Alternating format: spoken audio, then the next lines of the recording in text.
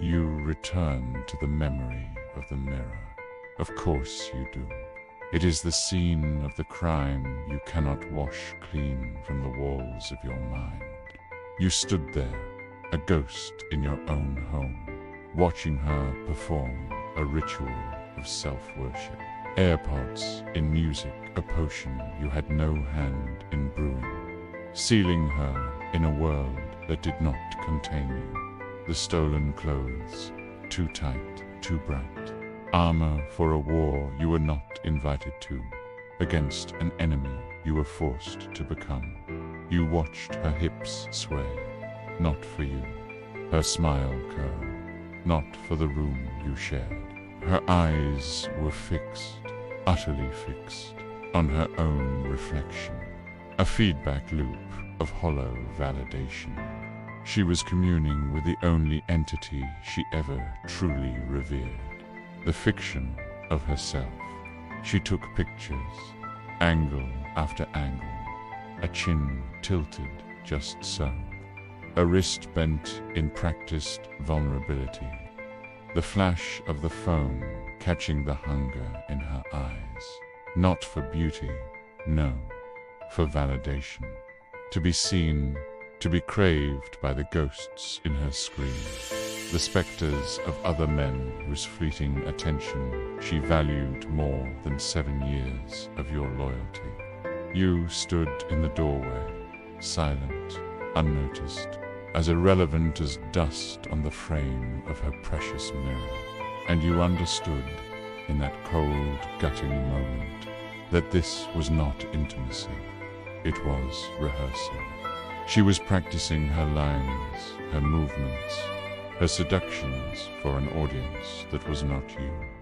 The dance was not a celebration, it was a summoning, a desperate, pixelated prayer to the void. Look at me, want me, tell me I exist outside of this suffocating loyalty I pretend to cherish. That mirror lied to her, you know. It showed her a weapon, a siren, a creature of irresistible power.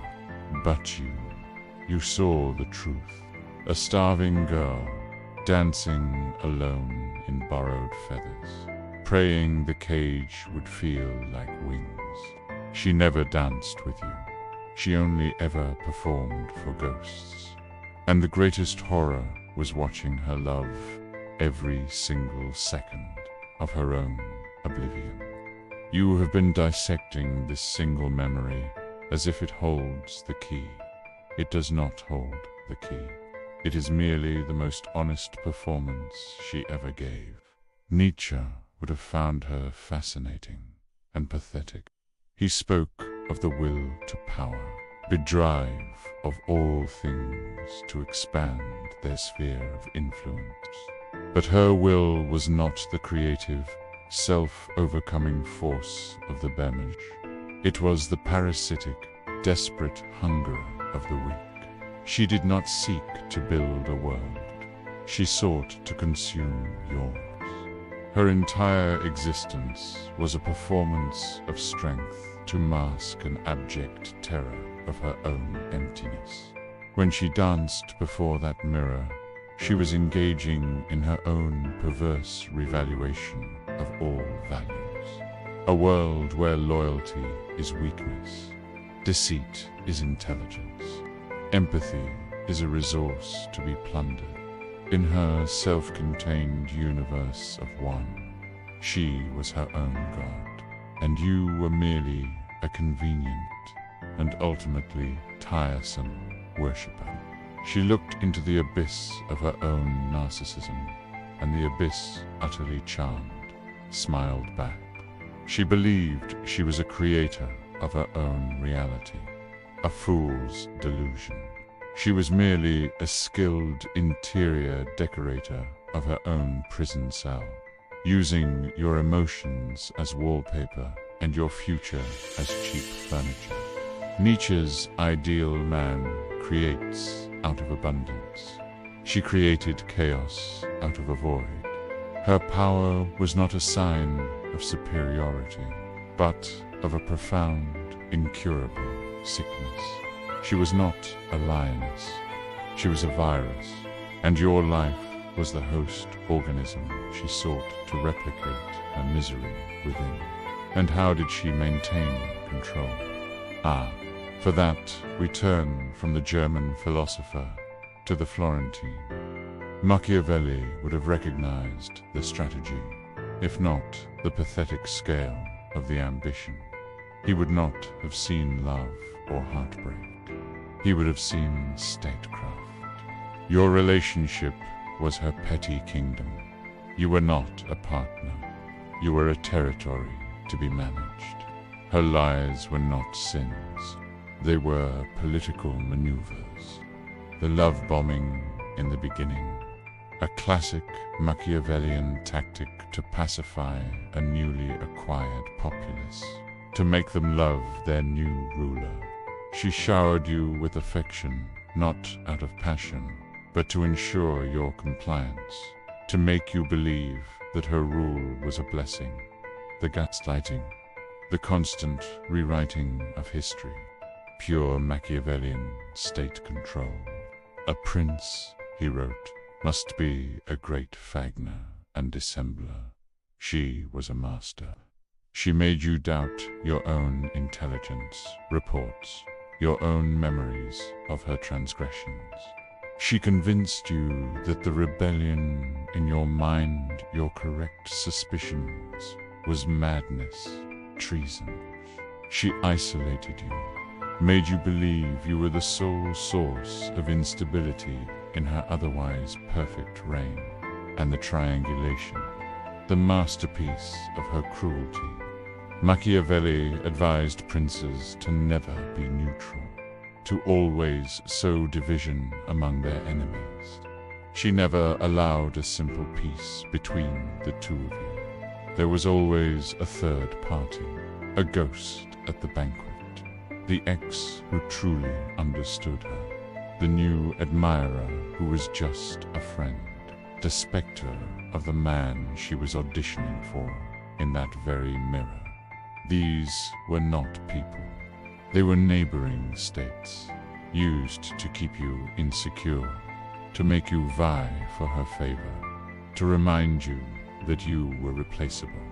She kept you in a low-grade state of war, because in chaos she was queen. She understood instinctively that it is better to be feared than loved. If you cannot be both, and you did fear her. You feared her silence. You feared her displeasure. You feared the withdrawal of that intoxicating, poisonous affection. She did not need fortresses or armies.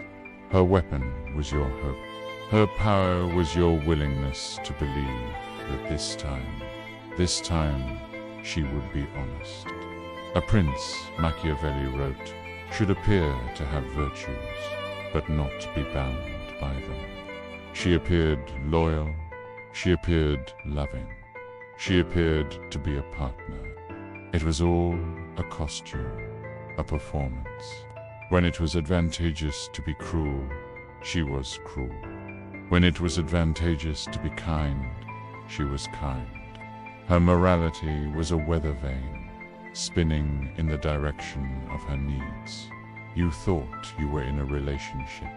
You were in a political simulation, and you were losing. But what of your philosophy? What of the man who endured this? You stood there, watching the mirror, watching the lies, and you saw yourself as a fool, an undisciplined man who allowed this to happen. That is her final, most potent spell, to make you believe her victory was your failure. Let us correct the record. Your loyalty was not a flaw. It was a resource she plundered. Your capacity to love deeply was not a weakness.